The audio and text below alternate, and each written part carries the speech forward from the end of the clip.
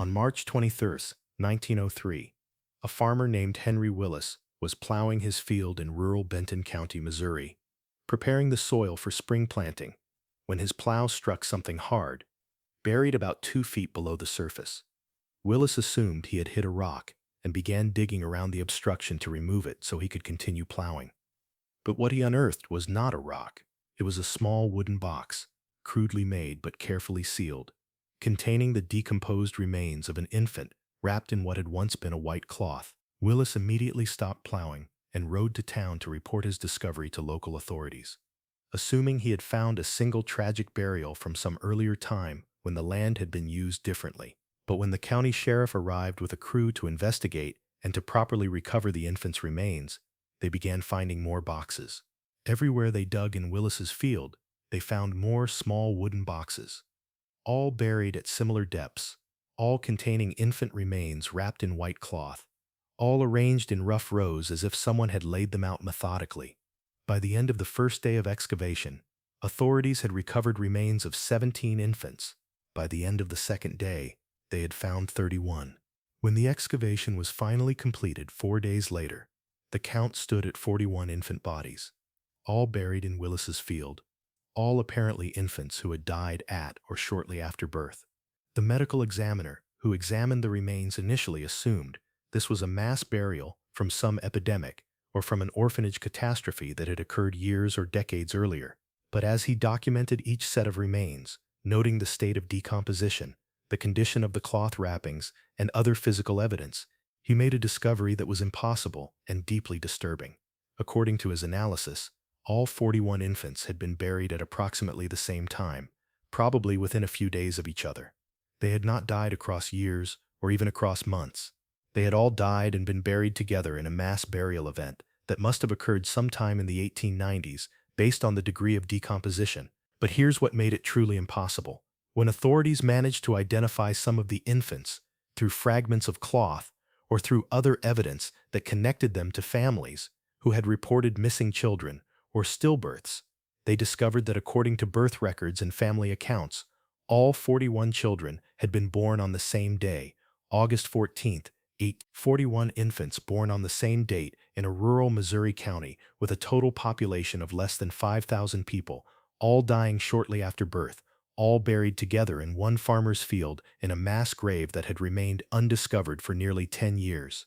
The statistical impossibility of this, combined with evidence suggesting the infants had not died from natural causes but had been deliberately killed, would trigger one of the most extensive criminal investigations in Missouri history and would uncover a conspiracy involving midwives, physicians, and desperate families that had resulted in mass infanticide on a scale that shocked even hardened investigators.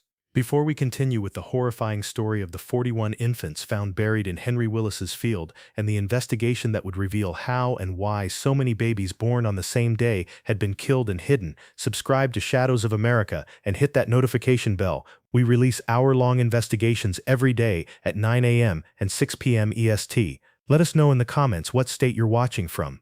Because what happened in Benton County, Missouri in 1893 and how 41 families came to allow or arrange the deaths of their newborn children on the same day represents one of the darkest chapters in American history. Rural Missouri in the 1890s was characterized by extreme poverty, social conservatism, and limited access to medical care or social services. Benton County, located in west-central Missouri near the Kansas border, had been settled primarily by farmers in the mid-19th century and remained almost entirely agricultural in 1893, with most families living on small farms that barely produced enough to support themselves. The county had no hospitals, few trained physicians, and limited infrastructure beyond dirt roads connecting scattered farmsteads to a few small towns that served as market centers. Childbirth in this environment was managed almost entirely by midwives, local women who had learned birth attendance through apprenticeship or through their own experiences, and who served communities that could not afford or access trained physicians. Most midwives provided competent care within the limitations of 1890s medical knowledge, helping women through normal deliveries and recognizing when complications required intervention beyond their skills. But the unregulated nature of midwifery meant that practices varied widely, that some midwives were skilled while others were dangerously incompetent, and that there was no oversight or accountability when outcomes were poor or when midwives engaged in practices that would be considered criminal if performed by licensed medical professionals. The economic and social pressures on families in rural Missouri in the 1890s were intense. Farm families typically needed many children to provide labor, but they also struggled to feed and clothe the children they had, creating tension between the economic utility of children and the burden of supporting them. Unmarried women who became pregnant faced social ostracism and economic disaster, as illegitimate children carried severe stigma and as single mothers had almost no way to support themselves and their children. Families whose daughters became pregnant outside of marriage often faced choices between accepting crushing shame and poverty or finding ways to hide or eliminate the evidence of the pregnancy. Into this environment came a woman named Ada Thompson, a midwife, who established a practice in Benton County in the late 1880s. Thompson was in her 40s when she arrived in Missouri, claiming to have trained as a midwife in Illinois and to have extensive experience managing difficult pregnancies and deliveries. She offered her services at rates lower than other midwives in the area, making her attractive to poor families, and she also offered services that other midwives would not provide. She was willing to attend to unmarried women without judgment, to provide care in circumstances where other midwives might refuse due to moral objections, and to offer solutions for families facing unwanted pregnancies. Thompson's practice grew quickly through the early 1890s, as word spread that she would help women and families in situations that other midwives or physicians would not address. She developed a reputation for discretion, for not asking questions or sharing information about her patients, and for being willing to do whatever families needed regardless of legal or ethical concerns. By 1893, Thompson was one of the busiest midwives in Benton County, attending births throughout a wide area and apparently supporting herself comfortably from her practice. But Thompson's practice included services beyond legitimate midwifery. According to testimony that would later be given by women who survived their interactions with her, Thompson offered to handle problems for families dealing with unwanted pregnancies, either pregnancies that would result in illegitimate children or pregnancies that families simply could not afford to carry to term given their economic circumstances. Thompson would arrange for women to come to a location she controlled during late pregnancy, would attend the births, and would then dispose of infants that families did not want to raise, doing so in ways that left no evidence and that allowed families to claim the pregnancies had ended in stillbirths or miscarriages. The mechanics of this operation remained hidden until the 1903 discovery of the mass grave forced investigation into Thompson's activities, but pieced together from testimony, from physical evidence, and from records that survived, the picture that emerged was of a systematic infanticide operation that Thompson ran for profit, charging desperate families fees to eliminate unwanted children and then disposing of the bodies in ways designed to prevent discovery. Thompson apparently kept the infants she took alive long enough to determine if they were healthy and potentially adoptable. Infants who appeared strong and normal might be sold to families seeking to adopt rather than being killed, but infants who were weak, who had obvious disabilities, or for whom Thompson could not quickly find adoptive families, were killed and buried. The specific date of August 14th, 1893, when all 41 buried infants had apparently been born, was significant because it was the date of a total solar eclipse that was visible across Missouri. The eclipse had cultural and religious significance for many people, with some viewing it as an omen or as a sign of divine displeasure. For Ada Thompson, the eclipse presented an opportunity. She had arranged for multiple pregnant women to come to a remote farmhouse she rented specifically for her infanticide operations, telling families that she would attend their births privately and would handle disposal of unwanted infants in ways that would allow families to avoid scandal and legal consequences. The logistics of managing multiple births on the same day would have been challenging, even for legitimate purposes, requiring Thompson to have assistance and to coordinate carefully to ensure all the women received adequate care. But Thompson's purpose was not to provide care, but to efficiently kill and dispose of infants that families had decided they could not or would not raise. According to later testimony from a woman who had assisted Thompson and who eventually cooperated with investigators, Thompson had deliberately scheduled multiple births for the eclipse date because she believed the unusual cosmic event would provide cover for the deaths, that people would be distracted or would interpret any signs of wrongdoing as related to the eclipse rather than to human actions. On August 14, 1893, Thompson attended the births of what she later claimed were 41 infants born to women from throughout Benton County and from neighboring counties. Some of these births were legitimately unexpected multiple births, twins or triplets that families had not anticipated and that they felt unable to support. but most were births that Thompson had known about in advance, that she had scheduled for this date, and that families had agreed would result in infanticide if the babies were not quickly adoptable. Thompson and her assistants attended the deliveries, assessed each infant, and made rapid decisions about which babies might be sellable for adoption and which should be killed immediately. The method Thompson used to kill the infants was suffocation, according to medical examination of the remains found in 1903. The infants were wrapped tightly in cloth in ways that restricted breathing, then set aside and allowed to die from oxygen deprivation, while Thompson and her assistants continued attending to other births and caring for mothers. This method left no obvious injuries that would be visible if bodies were later discovered, allowing deaths to be explained as stillbirths or as natural deaths shortly after birth. The method was also convenient for someone managing multiple killings simultaneously, as it required little active involvement. Infants could be suffocated and left to die, while Thompson's attention was devoted to other tasks. The 41 infants who died on August 14, 1893, were all wrapped in white cloth, apparently cloth that Thompson purchased in bulk specifically for this purpose, as fragments recovered in 1903 were identical across all the burial sites. The infants were placed in small wooden boxes that appeared to have been built according to a standard design, suggesting Thompson had prepared for mass burial in advance by having boxes constructed. After the births and deaths were complete, and after mothers had recovered enough to leave Thompson's care, Thompson and her assistants transported the boxes containing the infant bodies to the field that would later be owned by Henry Willis, buried them in rows at consistent depths, and then smoothed over the disturbed earth to hide evidence of the burial. The field Thompson used for burial was not owned by her or by anyone who would have had reason to disturb the soil regularly in 1893. It was part of a larger tract that was used intermittently for grazing, but that was not plowed or cultivated, making it unlikely that the burials would be discovered. Thompson apparently believed that by concentrating all the bodies in one location and by burying them deeply enough that normal agricultural use wouldn't disturb them, she could create a mass grave that would remain hidden indefinitely. And her plan worked for nearly 10 years, until Henry Willis purchased the land and decided to convert the grazing field to crop production, plowing deeply enough to strike the shallowest of the buried boxes.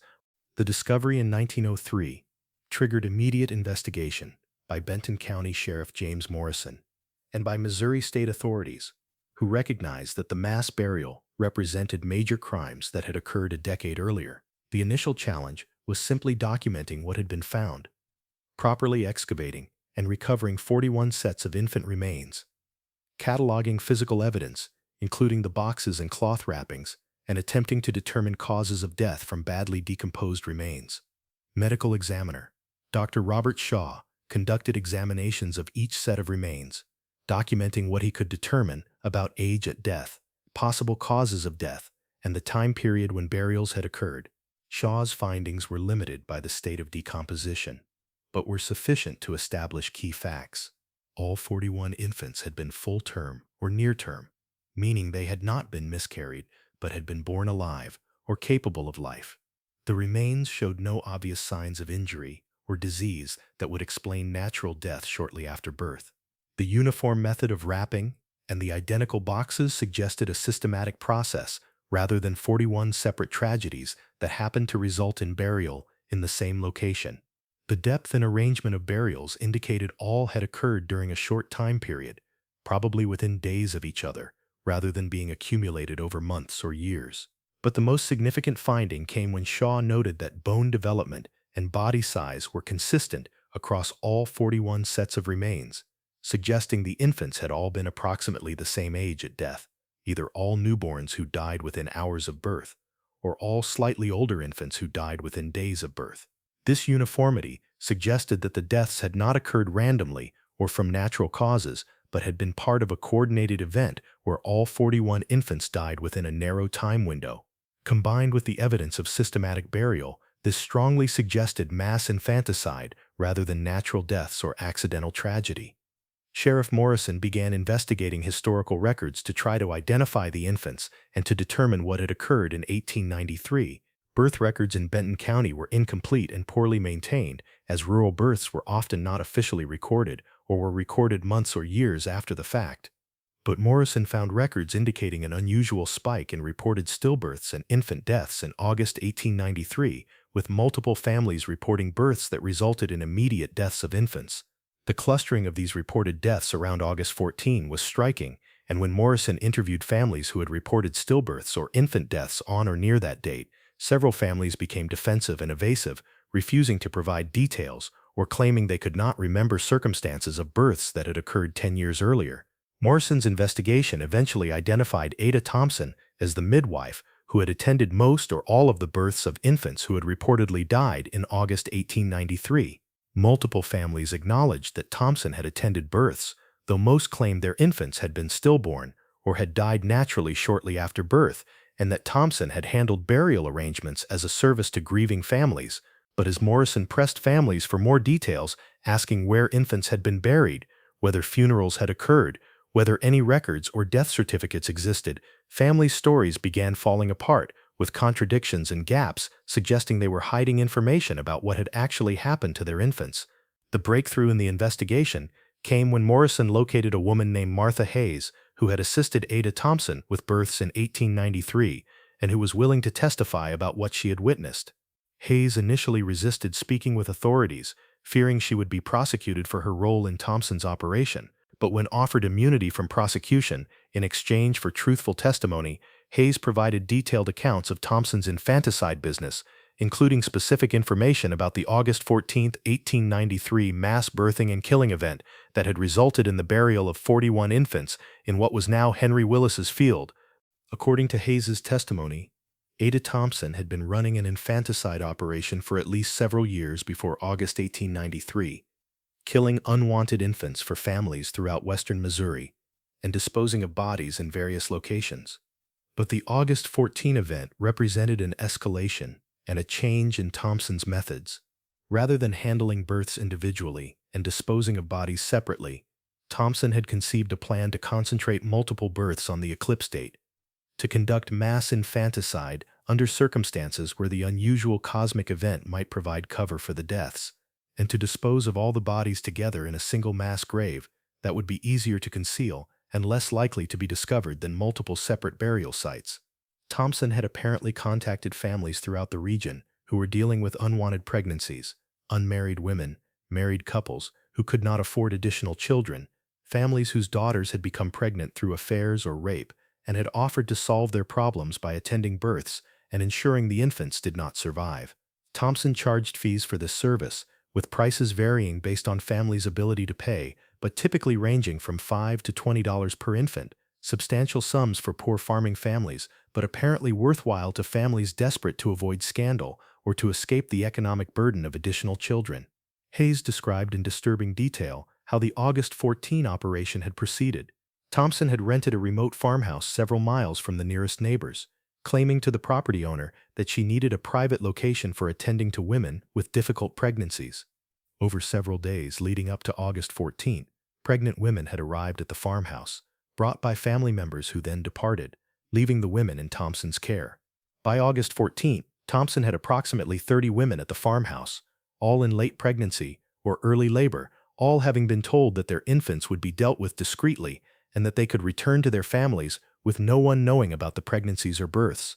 Thompson and her assistants, including Hayes, attended the deliveries throughout the day and into the night of August 14. As each infant was born, Thompson would quickly assess whether it appeared healthy and adoptable.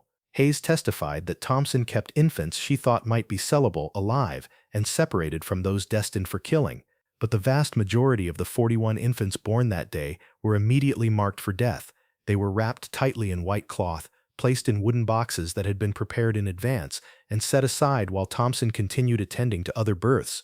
The wrapped infants suffocated over periods of minutes to an hour, dying without active intervention beyond the wrapping that prevented them from breathing normally. Hayes testified that she had been disturbed by what she witnessed but had felt unable to stop it or to report it, fearing Thompson's response and having no confidence that authorities would intervene on behalf of illegitimate infants born to desperate families.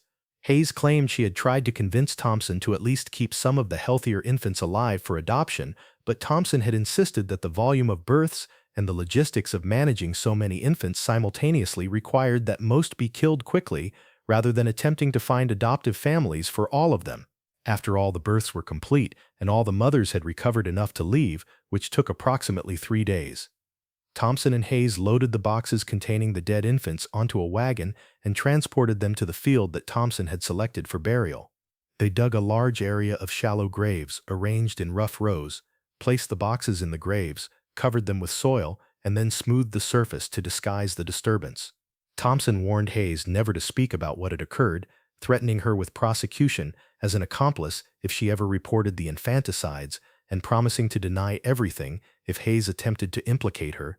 Hayes's testimony, while detailed and consistent with physical evidence, was problematic because she was herself an accomplice to the crimes, and because she had waited 10 years to come forward. Defense attorneys for Ada Thompson, who was arrested immediately after Hayes provided her testimony, argued that Hayes was lying to gain immunity, that her account was fabricated or exaggerated, and that the infant deaths had been natural, or at worst the result of inadequate medical care, rather than deliberate murder. Thompson herself denied all accusations, claiming that she had attended births of infants who had died naturally and that she had buried them as a service to families, but insisting she had never deliberately killed any infant. The trial of Ada Thompson began in November 1903 and attracted massive attention throughout Missouri and beyond. Thompson was charged with 41 counts of murder, though prosecutors acknowledged that proving individual murders would be difficult given the time that had elapsed and the limited physical evidence about specific causes of death.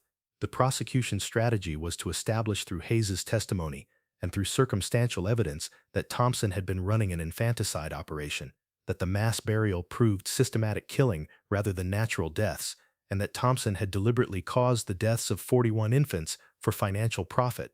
The defense strategy was to attack Hayes's credibility, to argue that infant mortality was tragically common in the 1890s and that 41 infant deaths across several counties over an extended period was not unusual, and to claim that even if Thompson had attended births of infants who died, this did not prove she had killed them.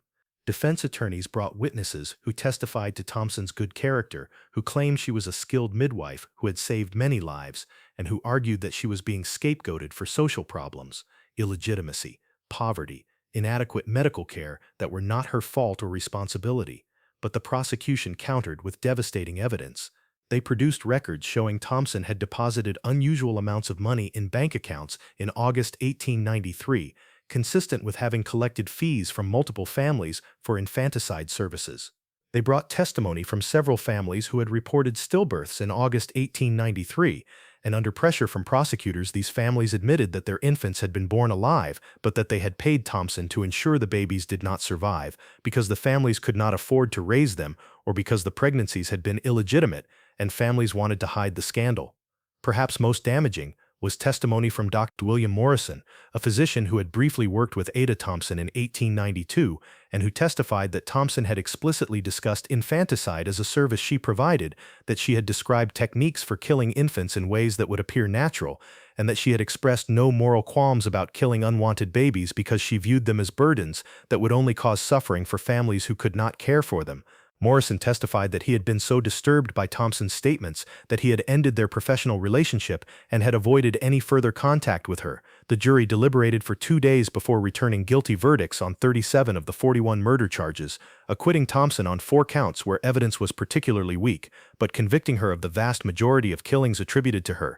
The judge sentenced Thompson to life imprisonment, noting that while Missouri law would have allowed the death penalty for murder, the age of the crimes and the complex social circumstances that had enabled them made life imprisonment more appropriate than execution.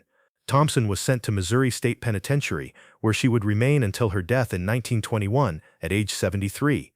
The Thompson case triggered broader investigations into midwifery practices throughout Missouri and into whether other midwives or physicians might be engaging in similar infanticide operations. Authorities reviewed death records, looking for patterns of infant deaths that might indicate systematic killing, interviewed midwives about their practices and about what they knew of colleagues who might be providing illegal services, and attempted to identify other potential mass burial sites where unwanted infants might have been disposed of.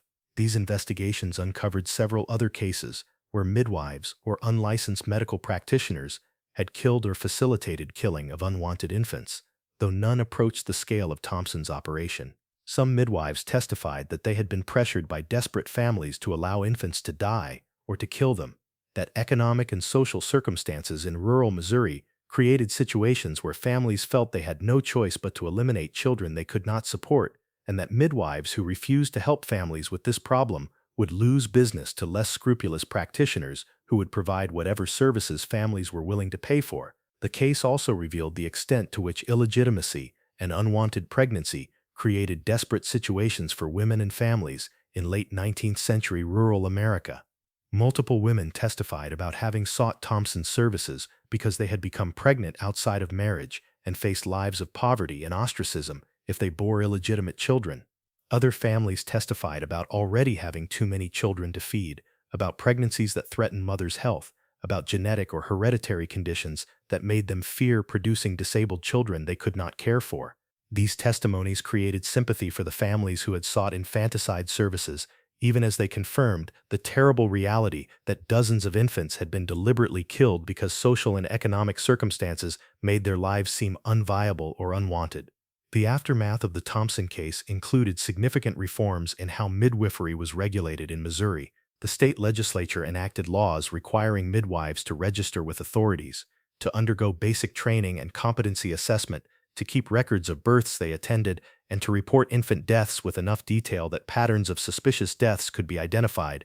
Other states adopted similar regulations, recognizing that unregulated midwifery had created opportunities for criminal practices, including infanticide, and that protecting vulnerable infants required oversight of birth attendants. The reforms faced resistance from some midwives and from rural communities that valued traditional practices and that resented state interference in what had previously been informal community-based services. But the Thompson case provided powerful justification for regulation, demonstrating that without oversight, midwives could operate infanticide businesses for years without detection, that vulnerable infants needed protection that only formal regulation could provide, and that the tragic social circumstances that led families to seek infanticide services required social responses beyond simply allowing unwanted infants to be killed and buried in secret.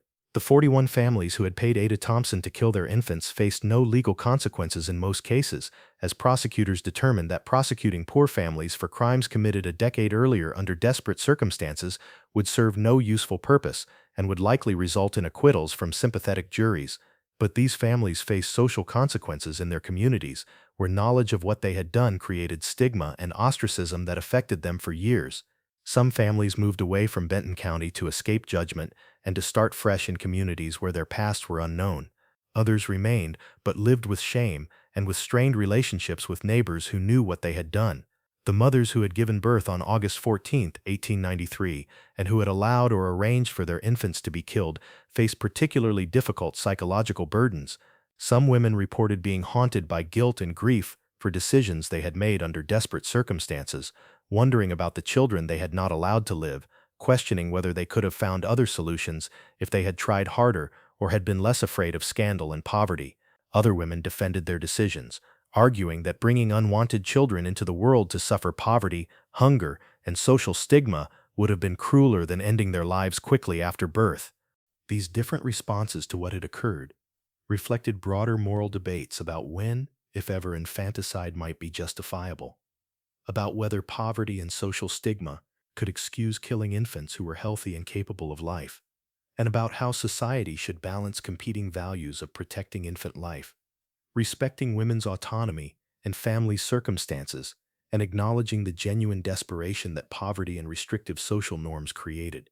These debates had no clear answers and generated strong disagreements between those who viewed infanticide as always and absolutely murder regardless of circumstances, and those who argued that judging desperate people for impossible choices was itself immoral. The physical site where the 41 infants were buried became a memorial of sorts, though not immediately or without controversy. Henry Willis, whose plowing had uncovered the mass grave, initially wanted nothing to do with memorializing the infants, viewing his field as contaminated and the entire situation as a nightmare he wanted to forget.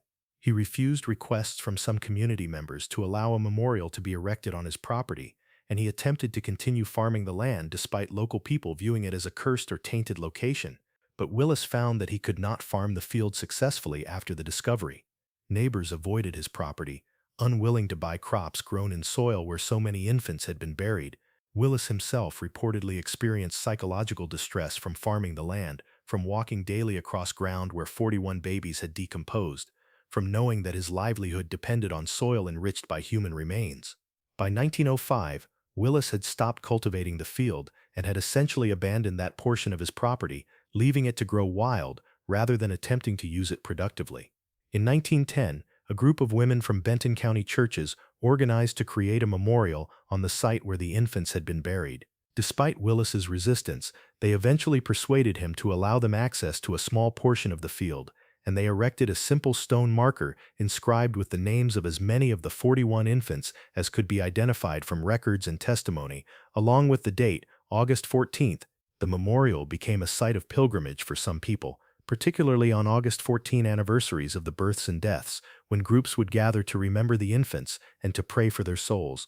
But the memorial also generated controversy and resistance from some community members who felt that commemorating infants who had been deliberately killed was inappropriate, that the families who had arranged the killings did not deserve to have their victims memorialized in ways that might ease their guilt, and that creating a memorial risked glorifying or normalizing infanticide.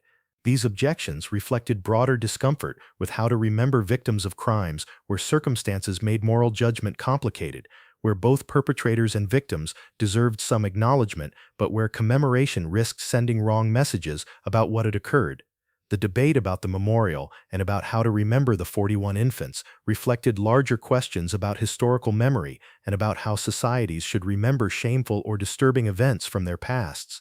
Should the infants be commemorated as murder victims and as symbols of crimes that must never be repeated?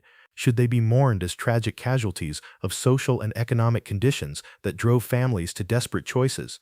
Should they be remembered at all, or would forgetting be more merciful for everyone involved? Different people answered these questions differently based on their values, their relationship to the events, and their beliefs about what purposes historical memory should serve. Martha Hayes, who had provided the testimony that led to Ada Thompson's conviction, lived the rest of her life carrying the burden of having been complicit in the infanticides and of having waited 10 years to come forward.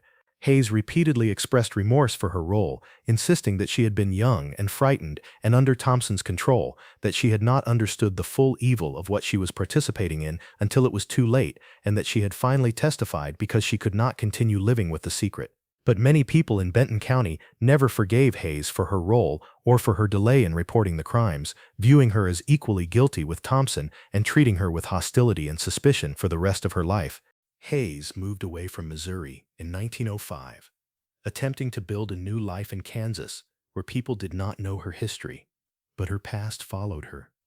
Word spread about her role in the Thompson case, and she found herself facing ostracism and judgment in her new community as well. Hayes never married, worked various domestic service jobs to support herself, and reportedly struggled with depression and alcohol abuse as she attempted to cope with guilt and with the social consequences of her involvement in the infanticides. She died in 1918 at age 48, her death attributed to complications from alcoholism, but understood by those who knew her history as the result of decades of psychological trauma from what she had witnessed and participated in.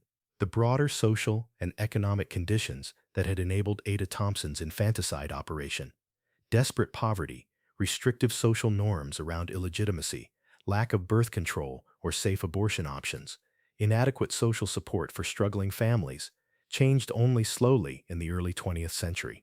Progressive-era reforms aimed at reducing poverty, improving public health, and providing social services to vulnerable families made some difference, but deep structural problems persisted. Women continued to face catastrophic consequences for pregnancy outside of marriage. Poor families continued to struggle with having more children than they could feed, and desperate circumstances continued to drive some people to make terrible choices, including infanticide. The development of more reliable contraception and the gradual liberalization of abortion laws in the mid-20th century reduced some of the desperation that had led women and families to seek services like those Thompson had provided. When women had more control over whether they became pregnant and when they had legal options for ending unwanted pregnancies before birth, the demand for infanticide services largely disappeared. But this transformation took decades and was contested at every step by those who opposed contraception and abortion on moral or religious grounds, by those who believed that making these options available would encourage immoral behavior, and by those who argued that preserving infant life required restricting women's reproductive autonomy, even when this created tragic circumstances for women and families.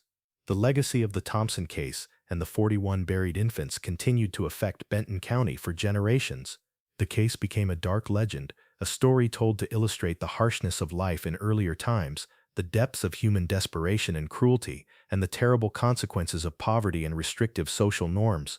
Children growing up in Benton County in the early 20th century heard whispered stories about the mass grave of babies, about the evil midwife who had killed them, about the eclipse that had provided cover for mass murder. These stories served various purposes, as cautionary tales about trusting the wrong people, as reminders of how much social conditions had improved, as explanations for why certain fields or locations should be avoided. But the stories also sometimes distorted or sensationalized what had occurred, with details being added or changed to make narratives more dramatic or to serve particular moral lessons. Some versions of the story portrayed Ada Thompson as a monster who killed babies for pure sadism rather than for profit. Others portrayed the families who had used her services as entirely innocent victims coerced into arrangements they didn't understand, erasing their agency and their responsibility for decisions they had made. Still other versions emphasized the eclipse as having supernatural significance, suggesting that cosmic forces had somehow facilitated or caused the mass death rather than Thompson simply using the eclipse as convenient cover for coordinated infanticide. These narrative distortions made the case both more memorable and less accurate, transforming complex historical reality into simplified morality tales that were easier to tell and to understand, but that missed important truths about what had actually occurred and about the social conditions that had enabled it. Historians studying the case have had to work to separate documented facts from legendary elaborations using trial transcripts, newspaper accounts, and other contemporary records to reconstruct what actually happened versus what later storytellers claimed had happened. The question of how to judge the families who had used Ada Thompson's services, whether they were criminals who had murdered their children or victims of circumstances who had made terrible choices under duress, or something more complicated that defied simple moral categorization, remained contentious long after the events. Some people maintained that killing infants was always and absolutely murder regardless of circumstances, that poverty and social stigma did not excuse taking innocent lives, and that the families deserved prosecution and condemnation for what they had done. Others argued that judging people for impossible choices made under desperate circumstances was itself immoral, that the real crimes were the poverty and social norms that had created situations where infanticide seemed like the only viable option, and that compassion rather than judgment was the appropriate response to families' suffering. Modern perspectives on the case have been influenced by contemporary debates about reproductive rights, about poverty and social support, and about how society should balance competing values of protecting infant life and respecting family autonomy and women's bodily sovereignty. Some people view the Thompson case as evidence of what happens when abortion is unavailable, arguing that women and families will seek to end unwanted pregnancies through whatever means are available, including infanticide, if safe and legal abortion is not accessible. Others view the case as evidence that human life must be protected at all stages, including immediately after birth, that poverty or social stigma cannot excuse killing infants who are already born and who deserve legal protection, regardless of whether they are wanted by their families.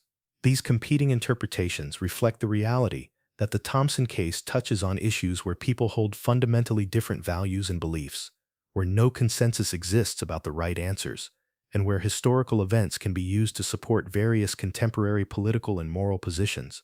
The case serves as a reminder that historical crimes often emerge from complex social circumstances, that understanding what happened requires grappling with those circumstances, even when doing so makes simple moral judgments more difficult, and that how we remember and interpret the past is always influenced by our present concerns and values. The 41 infants buried in Henry Willis's field were never individually identified with complete certainty. Some were connected to specific families through testimony and records, but many remained anonymous, their identities lost when Ada Thompson's records were destroyed and when families refused to acknowledge their roles in the infanticides. The memorial erected in 1910 listed names for 28 of the 41 infants, acknowledging that 13 remained known only to God and to those who had given birth to them, and had arranged their deaths. This partial identification reflects the broader reality that infanticide often left no records, that unwanted babies could disappear without trace, and that recovering the full truth about crimes that had been deliberately hidden required evidence that often no longer existed or that participants refused to provide. The cemetery where remains of the 41 infants were eventually reburied after being exhumed from Willis's field became a site of contested memory. Some community members visited regularly to pay respects to the infants, viewing them as innocent victims who deserved to be remembered and mourned. Others avoided the cemetery entirely, feeling that commemorating infants who had been deliberately killed was inappropriate or morbid, or simply finding reminders of the tragedy too disturbing to confront. The small section of the cemetery where the infant remains were interred was maintained by volunteer caretakers for several decades, but gradually fell into neglect as people who remembered the case personally died and as newer generations felt less connection to events that had occurred long before they were born. By the late 20th century, the graves of the 41 infants were poorly marked and difficult to identify, the original markers having weathered or been damaged and no longer clearly readable. Several attempts were made to restore the site and to create better memorials, but these efforts faced financial and organizational challenges and never fully succeeded in creating a permanent and properly maintained memorial to the infants. As of the early 21st century, the burial site remains but is not well known or widely visited, with most residents of modern Benton County having only vague awareness, if any, that 41 murdered infants from 1893 are buried in their community cemetery. This gradual forgetting reflects broader patterns in how historical tragedies are remembered, intensely and emotionally by those directly affected, with declining interest and awareness as time passes and as connections to events become more attenuated, and often with eventual near-complete forgetting, except by historians and by occasional descendants or others who encounter the stories through research or chance. The Thompson case and its 41 infant victims have not been completely forgotten, but have largely faded from active memory in the communities where the events occurred, preserved mainly in historical records and in occasional retellings rather than in ongoing commemorative practices or in widely shared community knowledge. The farmer Henry Willis, whose plowing uncovered the mass grave, never fully recovered from the trauma of the discovery and from the years of investigation and publicity that followed. Willis had simply been trying to expand his cultivated acreage and had instead become central to one of the most disturbing criminal cases in Missouri history. He testified at Ada Thompson's trial, describing how his plow had struck the first box and how the horrible realization of what was buried in his field had gradually emerged as more and more infant remains were discovered. Willis's testimony was matter-of-fact and clearly painful, describing events he wished he had never experienced and that had permanently altered his relationship to his own land.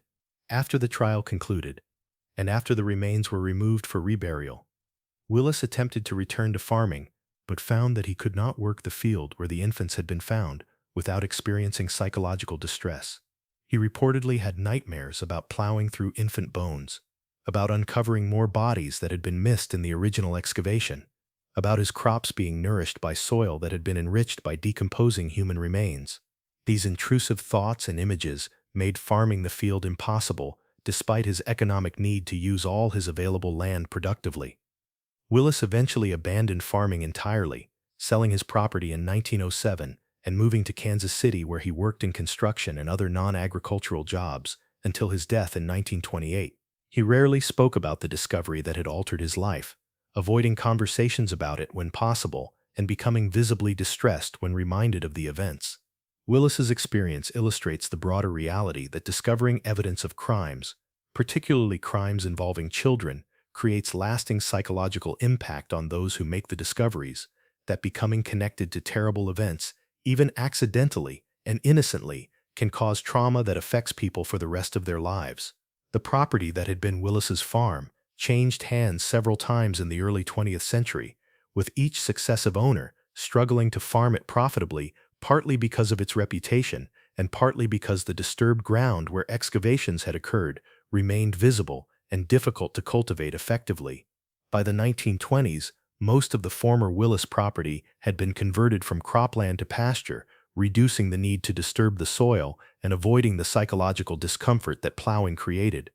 Eventually, the land was subdivided and sold for residential development, with houses being built in the 1950s and 1960s on what had once been fields where 41 infants were buried. The residents of these houses have generally been unaware of the history of the land they live on, as real estate transactions did not require disclosure of historical events that had occurred decades earlier, and as most records did not specify exact locations where the burials had been found.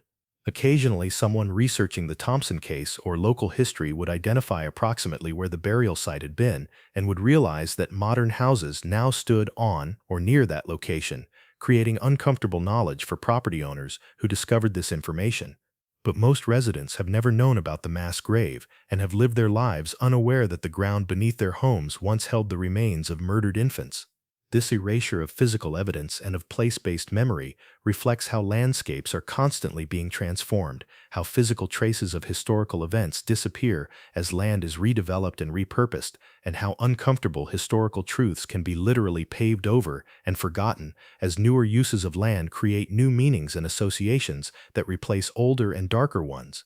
The transformation of a mass burial site into a residential neighborhood represents both loss of historical memory and evidence of communities' desires to move beyond tragedy and to create new and better uses for spaces that have been associated with terrible events. Ada Thompson's time in Missouri State Penitentiary was reportedly difficult, as she faced hostility from both guards and other inmates, who viewed crimes against children as particularly heinous and who believed Thompson deserved harsh treatment.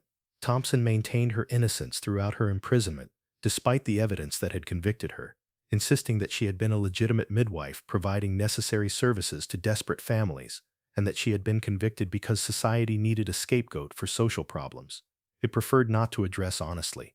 She wrote letters to various officials and to newspapers, arguing that poverty and restrictive social norms were the real criminals, that she had been trying to help families in impossible situations, and that prosecuting her while ignoring the conditions that had created demand for her services was hypocritical. These arguments fell on largely unsympathetic ears, as most people viewing Thompson's case believed that whatever social conditions might have contributed to infanticide, deliberately killing 41 infants remained criminal and deserving of severe punishment. But some social reformers and advocates for women's rights expressed more nuanced views, acknowledging that Thompson had committed terrible crimes while also recognizing that the circumstances enabling those crimes reflected broader social failures that deserved attention and reform. These reformers argued that preventing future cases like Thompson's required not just punishing perpetrators, but addressing root causes, including poverty, lack of reproductive health care, and social norms that created desperate circumstances for women and families. Thompson's health declined in prison, and she was frequently ill during her final years. She died in 1921 at age 73, having served 18 years of her life sentence. Her death went largely unmarked beyond a brief newspaper notice, and she was buried in the prison cemetery in an unmarked grave. Thompson had no family that acknowledged her or that claimed her remains, and no one mourned her passing publicly. She died as she had lived her final years, isolated, condemned, and with her own version of events rejected by a society that had judged her actions to be beyond any justification or excuse. The question of whether Thompson experienced remorse or guilt for what she had done remains unanswered. Her continued insistence on her innocence and her self-portrayal as a victim of social hypocrisy suggested she felt more self-pity than genuine remorse for the infants she had killed. But it's possible that her public defenses masked private guilt or regret that she was unwilling or unable to express to others. The psychological complexity of someone who could systematically kill dozens of infants while apparently maintaining enough conscience to feel she needed to justify her actions remains difficult to understand, reflecting broader mysteries about how people rationalize terrible acts and about whether perpetrators of great evil ever fully face the moral reality of what they have done. The impact of the Thompson case on Missouri law and policy extended beyond midwifery regulation to influence broader child protection efforts. The case demonstrated that infants and young children were vulnerable to harm in ways that existing laws and social services did not adequately address, that crimes against children could occur in plain sight if perpetrators were clever enough and if social circumstances made people reluctant to intervene, and that protecting children required systematic changes, including better record-keeping, mandatory reporting of suspicious deaths, and resources for investigating crimes that might otherwise be hidden. Missouri enacted several laws in the decade following the Thompson case that strengthened child protection, including requirements that all infant deaths be investigated by medical examiners rather than simply accepted based on family or midwife reports, that birth certificates include enough detail to allow children to be tracked and to identify patterns of unusual mortality, and that anyone with knowledge of child abuse or neglect be required to report to authorities rather than remaining silent. These reforms were imperfect and incompletely enforced, but they represented recognition that protecting vulnerable children was a legitimate function of government and that preventing crimes like Thompson's required active intervention and oversight rather than assuming families and communities would police themselves. The broader social reckoning about poverty, illegitimacy, and women's reproductive rights that the Thompson case helped trigger continued throughout the early 20th century, with progressive reformers advocating for policies that would address root causes of infanticide, including better economic support for poor families, reduced social stigma for unmarried mothers, access to contraception and family planning services, and social services that would provide alternatives to desperate choices like infanticide. These reforms faced substantial resistance from conservatives who believed that maintaining traditional morality required preserving strong consequences for illegitimacy, and that providing support for unmarried mothers or access to birth control would encourage immoral behavior. The tension between these competing perspectives shaped American social policy throughout the 20th century and continues to influence contemporary debates about reproductive rights, about social welfare, and about how society should balance competing values of protecting children, supporting families, and respecting individual autonomy. The Thompson case and the 41 murdered infants serve as historical evidence that can be invoked by various sides in these debates, as evidence that abortion access is necessary to prevent infanticide, or as evidence that protecting infant life must be an absolute priority, or as evidence that addressing poverty and social support is essential regardless of one's position on abortion and reproductive rights. The descendants of families who had been involved in the Thompson case, both families who had used her services and families of the infants who were killed, have carried complex legacies of shame, grief, and secrecy. Some descendants learned about their family connections to the case through discovering old documents or through relatives sharing long-hidden secrets. These discoveries were often shocking and disturbing, forcing people to confront that their ancestors had made terrible choices, that their own existence might be connected to siblings or relatives who had been killed before birth or shortly after, and that their family histories contained dark secrets that challenged how they understood their identities and their heritages. Some descendants have worked to acknowledge and memorialize the family members who were killed, viewing this as a way of giving dignity to lives that were taken and that might otherwise be forgotten. Others have preferred to maintain silence about family connections to the case, feeling that there is no value in publicly claiming relationship to events that bring only shame and pain.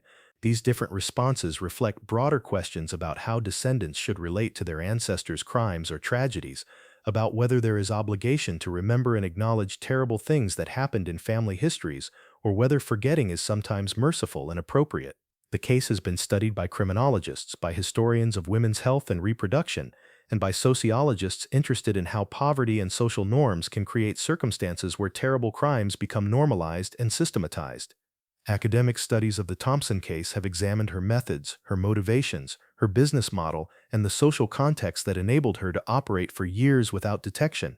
These studies have identified patterns that appear in other cases of systematic infanticide, economic desperation, creating demand for services that eliminate unwanted children, practitioners who rationalize killing as mercy or as providing necessary service, social stigma that keeps clients silent even when they feel guilt or moral qualms, and inadequate oversight allowing criminals to operate until dramatic discoveries trigger investigation.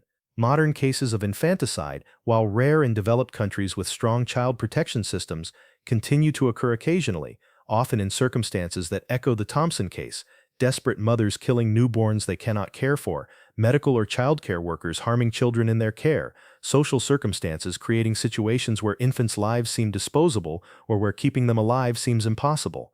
These modern cases serve as reminders that the social and psychological factors that enabled Ada Thompson's crimes have not disappeared entirely, that vigilance and strong protective systems remain necessary to prevent vulnerable children from becoming victims of adults who would harm them. The memorial stone erected in 1910 to commemorate the 41 infants remains the most visible and permanent acknowledgement of what occurred in Benton County in 1893. The stone stands in the county cemetery, weathered now and somewhat difficult to read, listing names of 28 identified infants and acknowledging 13 who remained unknown. The inscription, "Innocence lost, mourned too late, may they rest in peace," captures both the tragedy of the infants' deaths and the community's belated recognition of what had been done to them. Occasionally, people visit the memorial. Sometimes descendants researching family histories. Sometimes historians or true crime enthusiasts studying the Thompson case. Sometimes just curious local residents who have heard stories about the mass burial and want to see the physical reminder of events they find difficult to believe actually occurred. These visits serve various purposes: paying respects to dead children who deserved better than they received, reflecting on how far social conditions have improved since 1893, grappling with uncomfortable truths about what human beings are capable of doing under desperate circumstances, or simply satisfying curiosity about a dark chapter in local history. The story of the 41 infants and Ada Thompson remains relevant more than a century after the events occurred because it raises questions that every society must answer. How do we protect the most vulnerable? How do we balance competing values when they conflict? How do we prevent desperate circumstances from driving people to terrible choices? These questions have no simple answers, and the Thompson case provides no clear moral lessons beyond the reality that poverty, social stigma, and lack of support for struggling families can create circumstances where terrible things happen, and where preventing those terrible things requires not just punishing perpetrators, but addressing root causes. The 41 infants born on August 14, 1893, lived only hours or at most days, never had chances to grow or develop or become the people they might have been. They died because social and economic circumstances made their lives seem unviable or unwanted to families who could not or would not raise them, because a midwife was willing to kill them for profit, and because systems that should have protected them either did not exist or failed to function effectively. Their deaths represent not just individual crimes, but social failures that allowed those crimes to occur and to continue until dramatic discovery forced acknowledgement and response.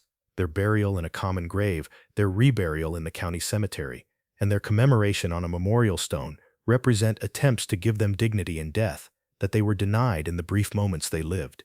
The memorial serves as reminder not just of 41 deaths, but of the importance of protecting vulnerable children, of addressing social conditions that create desperation, and of ensuring that what happened in Ada Thompson's infanticide operation never happens again. What do you think about the Thompson case? How could Ada Thompson kill 41 infants without being detected for years? Were the families who used her services criminals or victims? What does this case tell us about poverty, social stigma, and reproductive rights? Leave your thoughts in the comments below. If you found this investigation compelling, subscribe to Shadows of America. We release documentaries like this every day at 9 a.m. and 6 p.m. EST. Hit that like button, share this video, and let us know what state you're watching from. The past is never truly buried. It's just waiting in the shadows.